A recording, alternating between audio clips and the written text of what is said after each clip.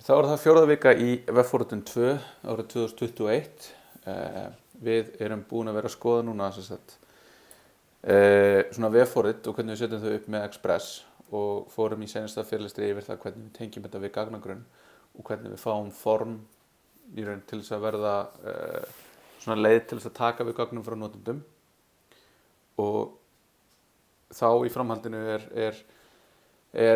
ráð að fara eins yfir öryggismál. Af því að núna erum við að taka við þessu frá notendunum og hvað gerist ef að þeir hafa eitthvað ískygilegt, eitthvað ljótt í huga.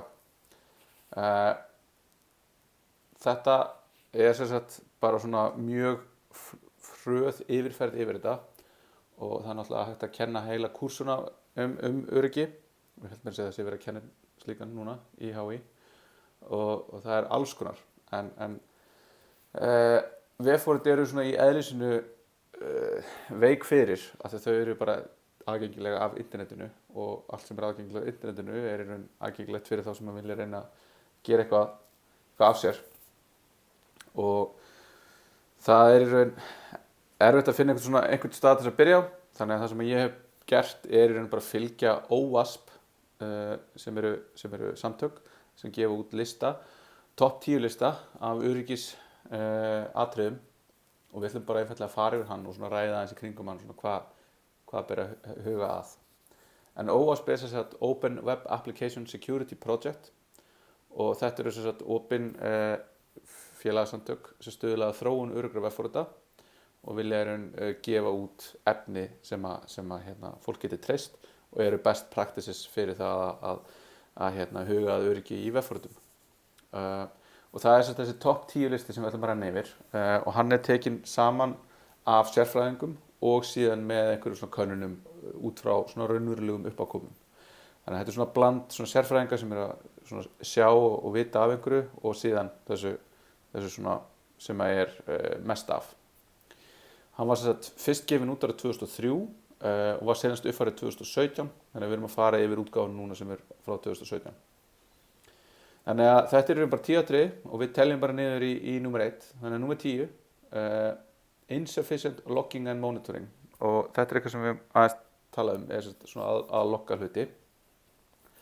Og þetta á við það að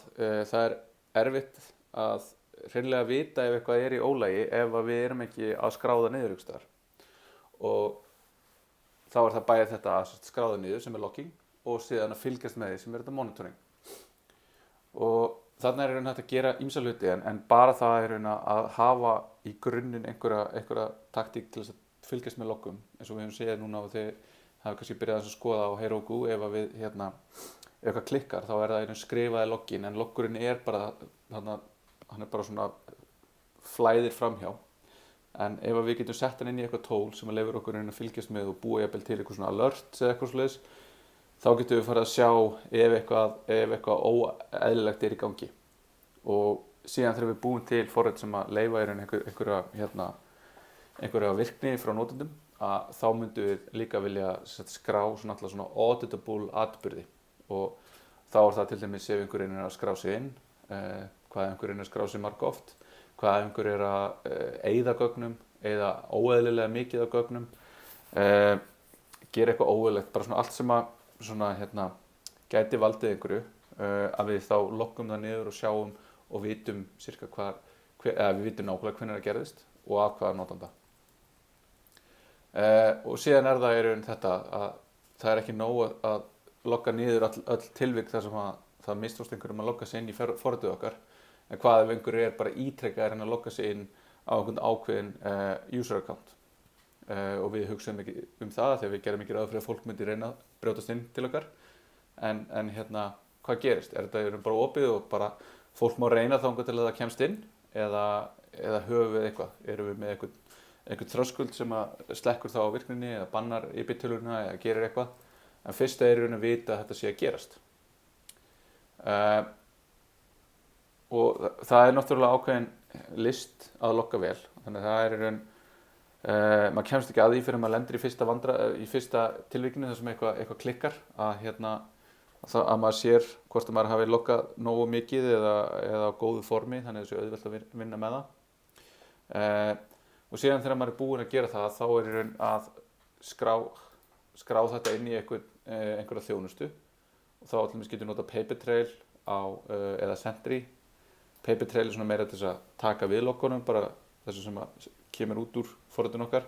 Sentry getur verið með meiri svona,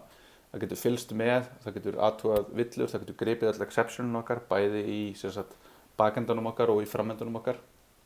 og gefur okkur bara yfirlit yfir þær villur sem að koma upp. Við getum tjekka við og sagt ok, ég er búinn að laga þetta, við getum tengt það við GitHub eða eitthvað svoleiðis og gefið bara gott workflow við það að laga svona villur sem kom upp í logging. En fyrsta er þetta, bara að skrifa eitthvað út og þegar maður er að skrifa eitthvað út þá er maður yfirleitt að skipta þessu upp í eitthvað svona level og þá er þetta svona klassískt, það eru einhverja villur og þá er villaði forriti eitthvað sem stöðvar keyrslu eða setur forritið í óræðastöðu, þannig að þá ættu ekki að halda áfram því sem við erum að gera. Warning er til dæmis ef það er einhver að reyna að ítrekað að logga sig inn, það er einhver að senda ítrekað ógild gögn í einhvern endapunkt hjá okkur. Info getur verið bara þetta til dæmis að logga að það kom einhver fyrirspurn á forritið okkar eða þá einhver framkvæmdi einhverja aðgerð. Og síðan er oft svona debug, það sem að þið er kannski mest svona implicitly búið til debug-lagga þar sem að þið skrifir bara eitthvað í konsól hérna, ok, ég er komin hingað, þetta er það sem er komin í þetta fall. Og þá er þetta oft mikið af upplýsingum sem hjálpa til við að debugga en er ekkert sem við viljum endilega vera að logga bara dagsdaglega. Þannig að þá er oft hægt að skipta og segja nú ætlar kerfið mitt bara að vera að logga errors og warning eða nú ætlar að vera að logga info og hit eða nú ætlar að vera að logga debugga því ég vil bara það þarf að debugga eitthvað á production þjónunum. Og þá fæ ég fleiri upplýsingar sem hjálpa mér eftir við að leysa vandamálið. En í Node er hægt að setja upp ýmsa pakka, til dæmis Morgan og Winston og þetta eru pakka sem að vinna á mismunandi máta. Þannig að við tökum bara snöggt dæmi það hvernig það er gert. Þá erum við hérna. Stækkum þetta aðeins. Þannig að þá erum við með hérna einhvern logger. Þannig að logga fyrst að fólk að fara að koma heim hérna.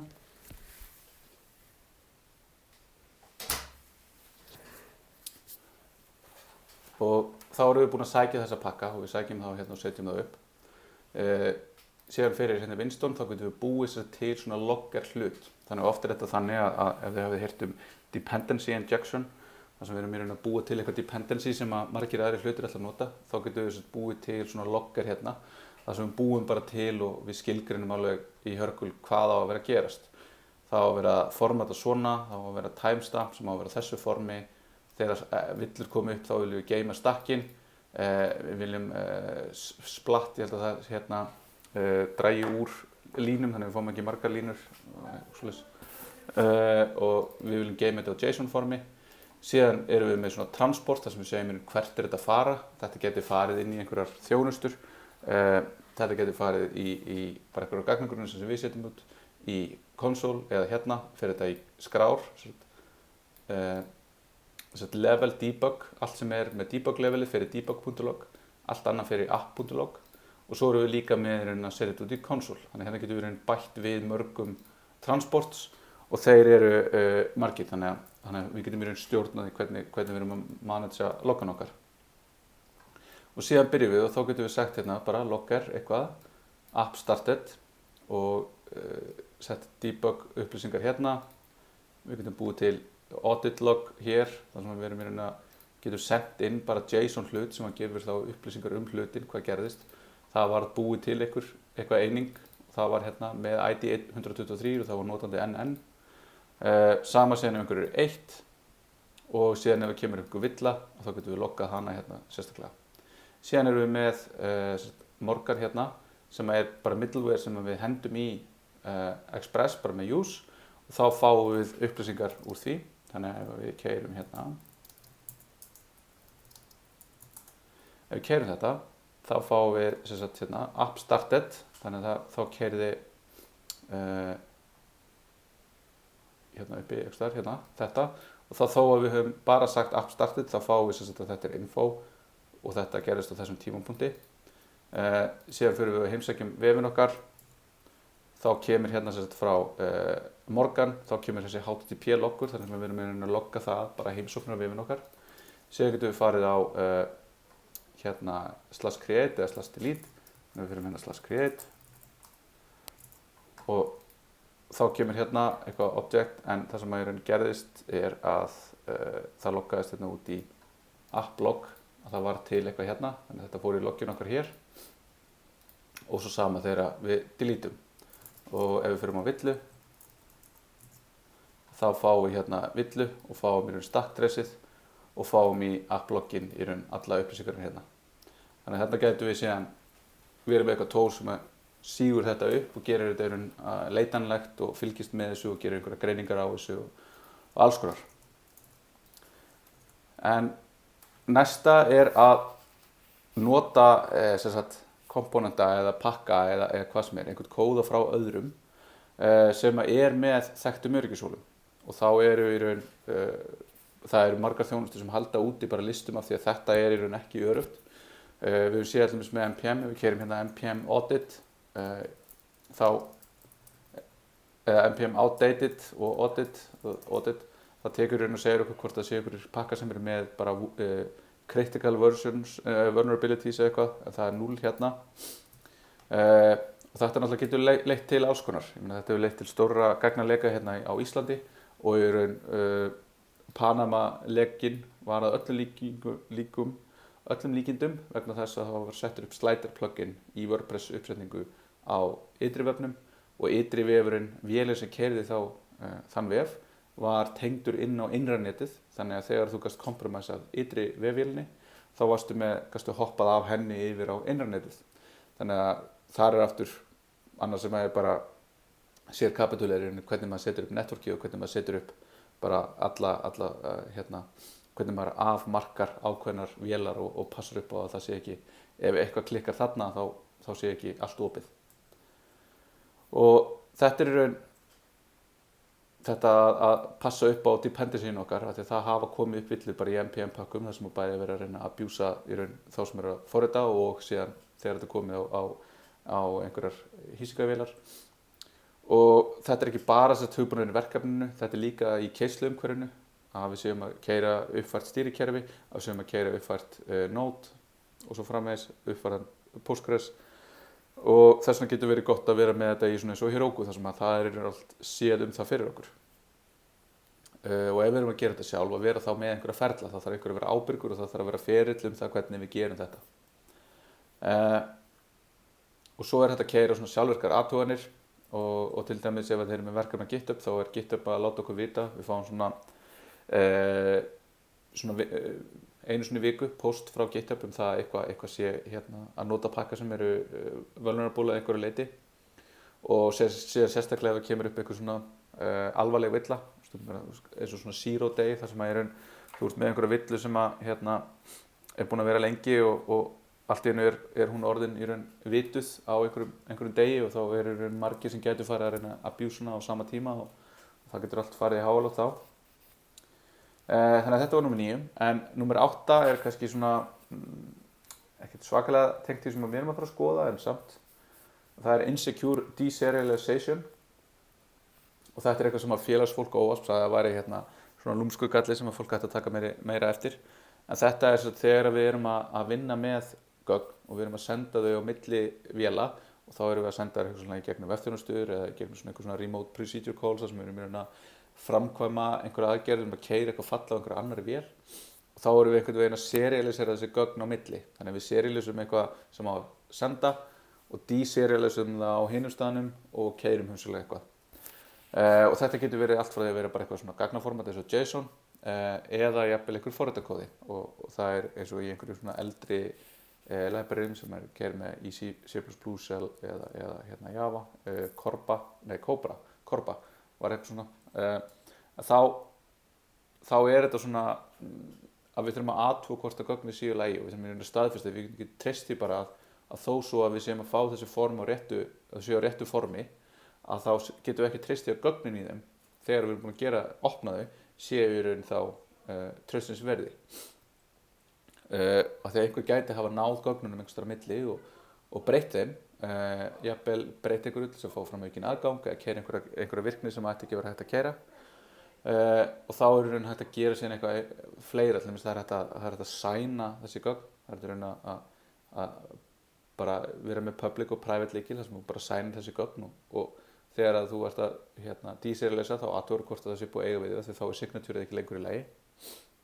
Já, þannig að þetta er svona. Síðan er 7 sem er reyndar mjög svona, við höfum skoðað frekar mikið, en það er XSS sem er cross-site scripting og það heitir ekki CSS af því að það væri mjög ruglandi með bæði verið á vefnum. En XSS er sem sagt þegar einhver óæskilegur kóði er keyrður af sem sagt vafranum sem notandinn er að nota. Þannig að ég er bara einhver notandi og ég keyri einhvern kóða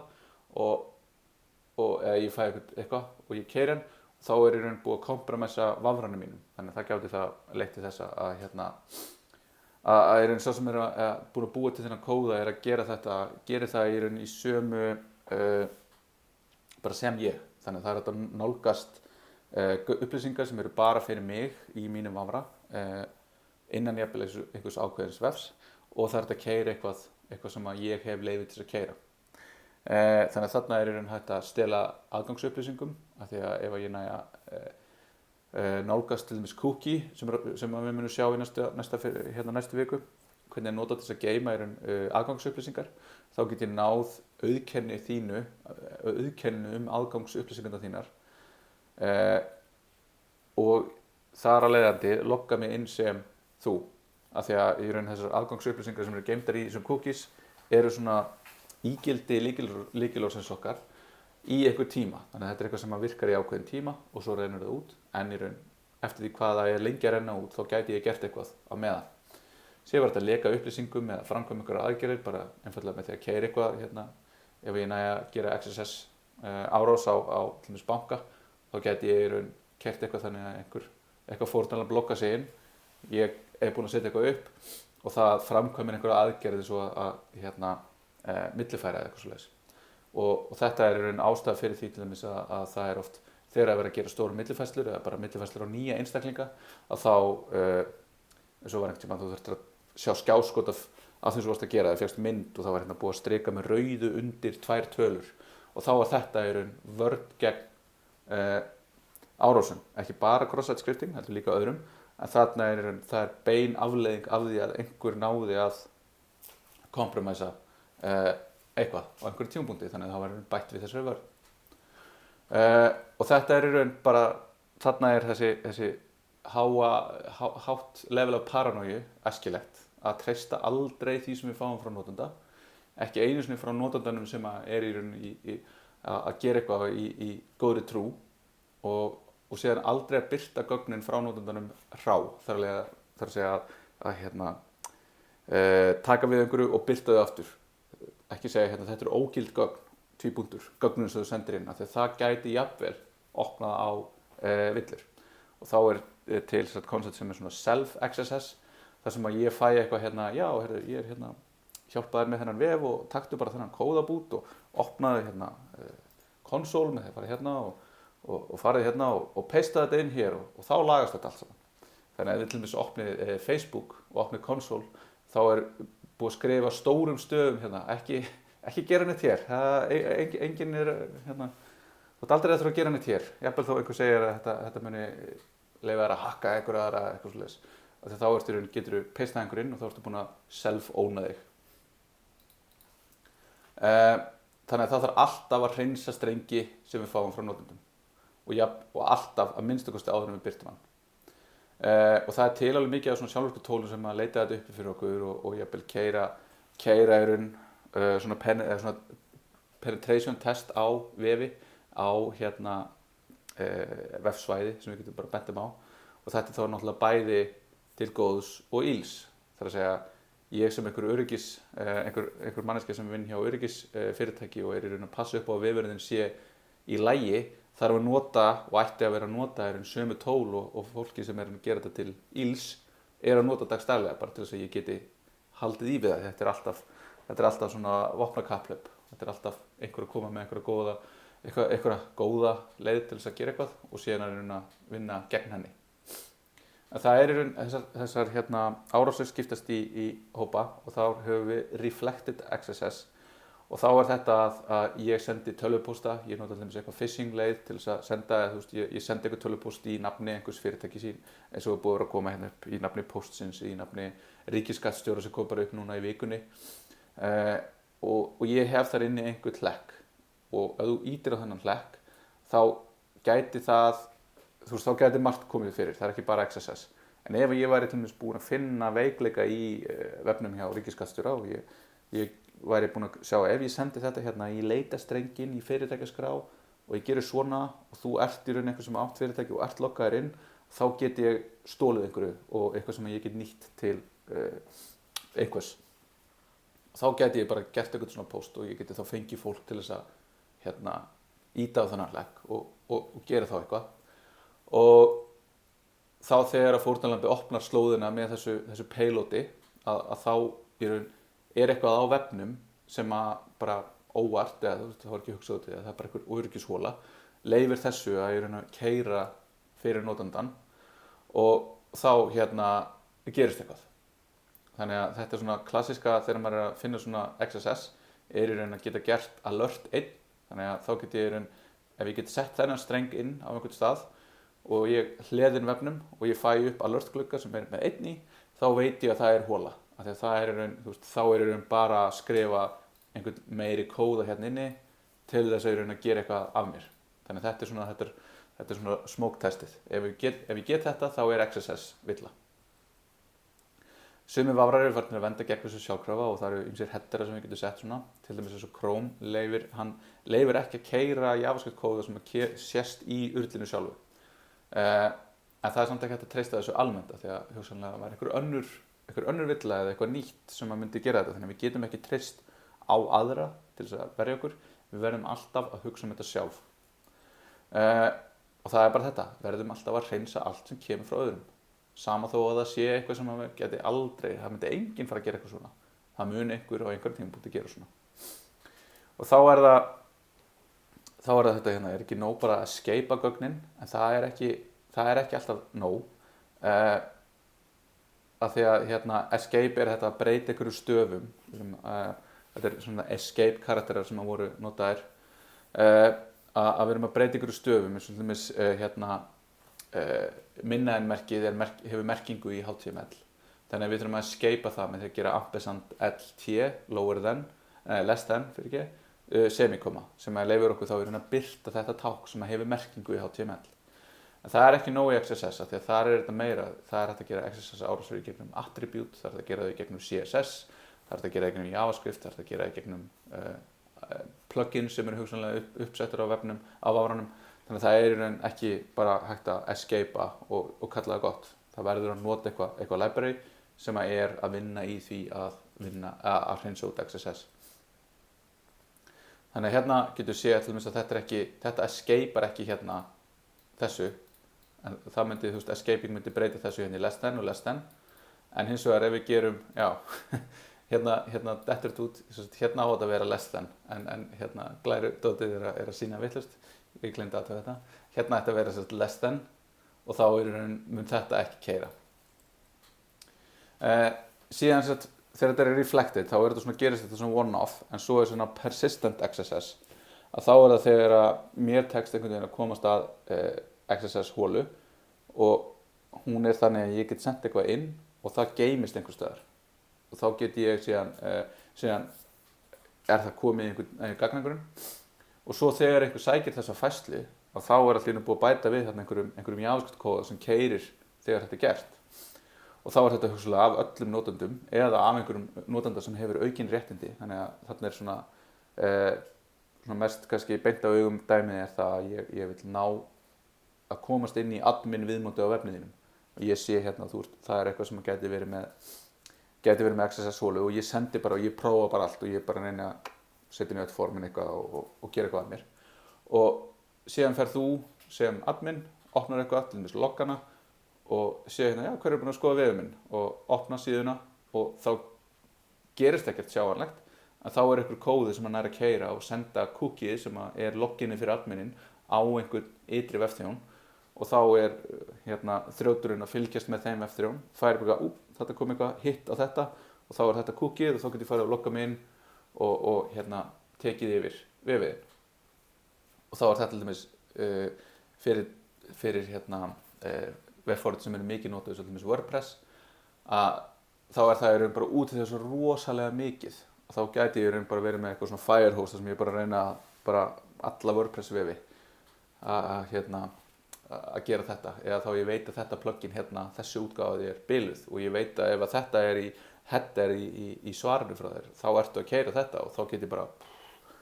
bara farið yfir internetu og reynda að gera eitthvað að mér. Þetta er mjög alvarlegu galli sem getur í raun bara leitt til mikilla, bara, já, þarna er eins og þetta með Panama, þarna eru nærðu þessu inn og þá þetta fyrsta skrefið inn og svo get ég sett einhvern kóða sem að keyra hins vegar einhvern veginn öðruvísi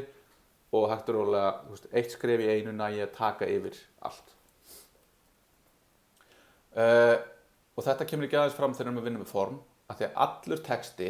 frá öðrum getur innihaldið XSS og þetta bara treystum engum. Þetta til dæmis, það var einhver sem reyndi að gera XSS í gegnum Whois-færslur, þannig að þegar þú gerir eitthvað Whois hi.is, þá farið upplýsingar hver á lénið og þar sett einhver bara XSS, bara eitthvað eigandinn er script alert 1 og núna í fyrra kom líka einhver sem að skýrði fyrirtækið sitt þessu og þegar þú fórst í fyrirtækiskrána í Bretlandi og opnaðir þetta þá fékkstu XSS, þá náður að gera þetta. Ég held að þetta hafi verið meira sagt svona sem einhver svona brandari sko þetta var bannað og það þurfti að skipta heiti that company whose name used to contain HTML script tags LTD þannig að þetta getur komið frá alls konar vektorum en í Node þá getum við sótt XSS libraryið sem hjálpar okkur við að gera þetta og þá getum við í raun keyrt þetta til þess að hreinsa inputið okkar áður en við gerum eitthvað við það og þá er þetta sem ég sagði með alert 1 en síðan margar aðrar leiðir þess að eru bara alls konar gegnum SVG beint í gegnum HTML með bara einhverjum obscure attribútum með því að nota aðrar nota einhverjar svona aðrar kóðanir á stöfum og alls konar. Þetta í raun bara þetta er alls konar. Það fólk sem Cuneiform. Maður heldur að þessi öruggur en það bara fólk að eyða miklu tíma í það að gera eitthvað af sér Þannig við skoðum dæmi þetta þá getum við keyrt reflected árás þannig þá get ég keyrt þetta upp Úps. Og þá eru þess tvö form annað þeirra safe og hitt ekki. Þetta sem safe í raun að keyra XSS áður en að þetta í raun sent tilbaka á mig, þannig þetta í raun þetta fyrir þetta reflected árásir en ef ég ger það ekki, ég tek bara gögnin og ég sendi aftur, þá getum við lent í villum. Þannig við keyrum þetta með XSS hólu og þá getum við skoðið þú sendir halló, ok, þetta svo við skoðum í senustu viku, stekkum við það en ef ég núna geri script alert 1 þá fæ ég þetta þannig að þetta með það sjá þennan glugga þá veit ég að ég komin með fótinn inn en ef við reynum að keyra þetta í þessu þá fáum við í raun þetta escapeað þannig að ef við skoðum þá við búið að escapea þessi gögn þó svo að það ekki gerst við hitt síðan fyrir persistent þá erum við með þetta við erum með einhvern gagnagrunn sem í raun bara eins og við vorum með í seinustu viku og við sendum inn gögnin og við birtum þau ekki strax heldur insertum við inn í einhverja töflu síðan er önnur annar ráð sem leyfir okkur að skoða gögnin þannig að ef við gerum fyrst svona og förum inn í ég held ég átt að tæma grunninn förum og truncatum texts svona, þannig ég tæmdi bara töfluna ég fer hérna núna einhvern veginn aðeins kannski og þá þetta hérna í raun ég get skoða gögnin, það eru engin gögn hérna ég segi hérna ok, ég taka við bara einhverjum skráningum 1, 2, 3, frábært og svo leyfi ég þetta ok hérna þetta ennþá, þetta ekki escapeað síðan reyni ég hérna að setja inn þetta og núna í raun búið að setja þetta inn í gagnagrunnin þannig núna alltaf þegar ég opna þessa síðu þá þetta bara í gögnunum mínum þannig ef ég fer núna aftur hérna ég get að loka sig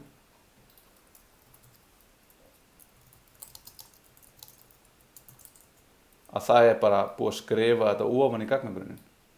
og það bara þarna í raun bara búið að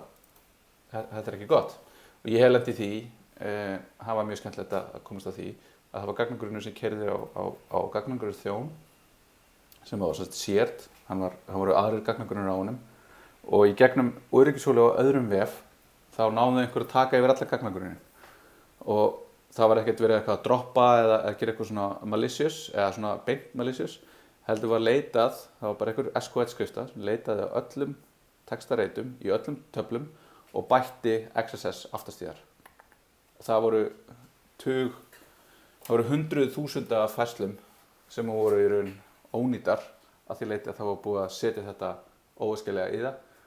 bara í vonum það að einhver staðar myndi keyra þetta og ég myndi hugsanlega geta náði eitthvað sér hérna að lokum þá erum við með þetta í gegnum svona eitthvað óæskilegan hérna stað og þá þetta ég að búa til eitthvað logg og ég ætla að taka user agentinn sem svona sem segir svona það ekki kennilega svona hvaða vafrið ég að keyra og hvaða stýrikerfi og ég ætla að geyma það bara til að sjá hvað margir að nota Apple eða Macintosh eða iOS eða eitthvað svoleiðis og ég ætla að geyma þetta hérna í loggnum mínum og hérna bara loggurinn geymdur í minni, hann gæti þess vegna verið keyrður inn í eitthvað gagnagrunn og ef ég opna þetta hérna og hliða þetta svona nokkur upp þá sé ég hérna, ok, þetta þeim sem búin að heimsækja hérna Macintosh, Intel Mac OS X ok, frábært, það einhverju heimsækja vefinn minn, frábært en síðan ger ég eitthvað svona að ég sendi, nú notu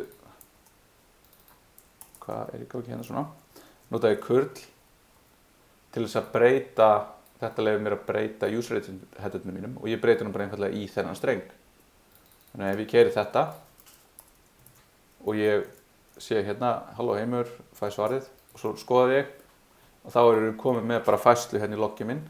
þar sem ég að skrifa þetta niður og þannig að þetta í raun þessir vektorar eru mýmargir og það ekki nóg að vera bara treysta á hérna, ok þetta hérna sem ég tók við já, þetta nóg, þetta gott það alltaf að passa sig belti og axlabönd en númer 6 á listanum security misconfiguration sem í raun þetta að við erum með eitthvað sem að leyfir okkur að debugga eða gera eitthvað sjálfgefin notendanöfn og lykilorð eins og það er búið að óna þvílíkt margar öryggiskamerur í gegnum bara yfir allan heiminn af því að fólk ekki búin að uppfæra hérna password user og passa þetta var í mörg ár í ráturum hérna þannig að það kosti inn á network þá kosti við tekið yfir rátura hjá fólki bara af því það voru allir bara eitthvað með default sem lykilorð sem user og lykilorð og þarna í raun að taka svona og herða allt passa upp á þessu réttir notendur að þessu góð lykilorð eins og með hérna í Postgres þar sem við getum verið sett upp notendur sem að hafa bara leyfi til að lesa úr töflu því við vitum að það þarf aldrei að skrifa hún í þessar töflur þannig af hverju ætti þá notendur að hafa réttindi til þess að skrifa hún í töfluna, til þess að droppa henni til þess að búa til nýja töflur eða bara droppa gagnagrunnum, það óþarfi setjum þá bara notenda sem hefur bara réttindi nákvæmlega í það sem þarf það getur oft verið óþægilegt getur verið vesen en það öruggara síðan 5. lista broken access control og það í raun bara að passa ekki upp á það að þegar ég með einhver gögn sem eiga að vera í raun bak við auðkenningu að ég sé að athuga að viðkomandi sé auðkendur og þá það ekki nóg bara að fela linkina á /admin og vona bara eitthvað að kalla admin 1, 2, 3 eitthvað og vona bara eitthvað haha, fattar þetta ekki en ef ég prófa og ég bara prófa vefinn og gerir svona aðgengilegar admin Access, eitthvað, fullt af einhverjum svona þekktum slóðum sem heita í alls konar kerfum og þá allt í einu er komið einhvern aðgang. Þú veist, þó að þessi lítið, þá, þú veist, ef ég fæ einhvern aðgang og ég á ekki að vera þarna, þá get ég gert eitthvað að mér. Og sama með ef ég er að gera einhverja aðgerð, það er ekki nóg að ég hafi loggað inn, ég þarf líka að athuga alltaf þurfa að framkvæma einhverja aðgerð, að þú hafi réttindi til þess og megir framkvæma þess aðgerð. Og þetta er þá oft með þessi dæmi þar sem við erum kannski með eitthvað svona og ég leyfi allir notendur sko, ég athuga ok, þeir sem að logga sig inn, þeir mega sko secure data og svo er ID-ið eru færslunar í gagnagrunnum sem eru öruggar. En svo sé ég bara, þetta er bara einhver hlaupandi tala, hvað er ég hækkan um einn? Þá er ég alltaf að fara að sjá secure data fyrir annan notanda. Og þá er í raun ekki að athuga það þá er bara að athuga hvort það notandi sé loggaður inn, ekki að notandi sé í raun notandi sem að má skoða þetta. Þannig að það er þetta alltaf að athuga hvort að það sé bara yfir höfuð í megi skoða þetta og svo hvort ég hafi heimild til þess að skoða nákvæmlega gagnið sem ég er að biðja. Og þetta er oft svona mjög gráu svæði að gera svona. Þetta hefur verið í kerfum á Íslandi þar sem að þú gast í raun farið í gegnum þetta, þú gast séð í raun ekki bara myndir sem áttu að vera á vefnum sem voru geymdar í einhverju svona fælsystemi, en svo alltaf varstu fann að sjá gögn sem fólk var að senda inn í gegnum einhver form, þá kannski atvinnuumsóknir, varstu að fá CV frá fólki og þetta er í raun, þú veist, ekki allt í lagi, það er eitthvað, en þú veist, þetta eru svona gögn sem að fólk gerir ráð fyrir að séu vera að senda og eigi að vera örugg og ef þau eru það ekki þá eru við að bregðast bæði bara faglega og gagnvart persónuverndarlögum og í raun notendum okkar. Og svo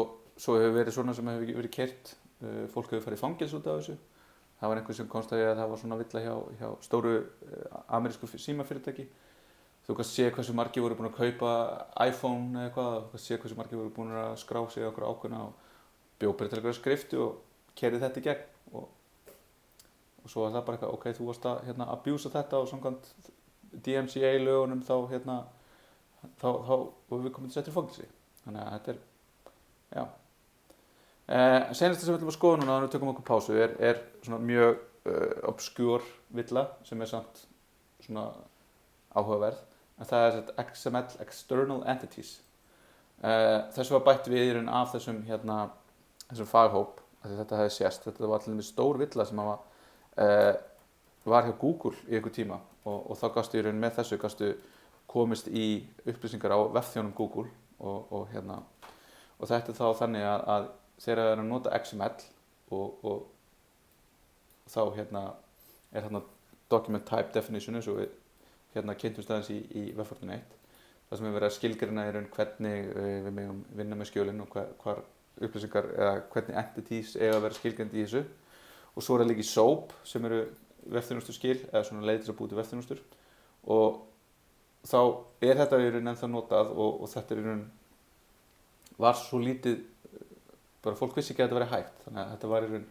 það var þetta að abjúsa mjög margar hluti með þessu. En þá var það þannig að ég sendir eitthvað svona skjal og ég gat búið sér til þetta entity og þetta entity í raun samkvæmt spec gat í raun keyrt skipanir. Þannig að það gat sótt skjöl af servernum og þá gæti ég til dæmis sagt þetta bara eitthvað, nú ætla ég að fá ETC password sem gefur mér hössuð password fyrir alla á vélinni og ég sendi þetta inn, ég kannski tek við einhverju XML-skjali, ég er að senda inn pantanir eða eitthvað í gegnum þetta eða einhverja skýrslur eða eitthvað svoleiðis og þá allt í einu fæ ég þetta því að þetta keyrði sem notandi sem mátti lesa þessi gögn og þá gæti ég fengið þessi gögn. Ok, þannig að þetta eru fyrstu 7 atriði á lista. Þessi seinustu 3 eru svona stærri, þannig að við tökum aðeins lengri tíma í þau. En við skulum taka okkur pásu og byrja aftur klukkan 15:50.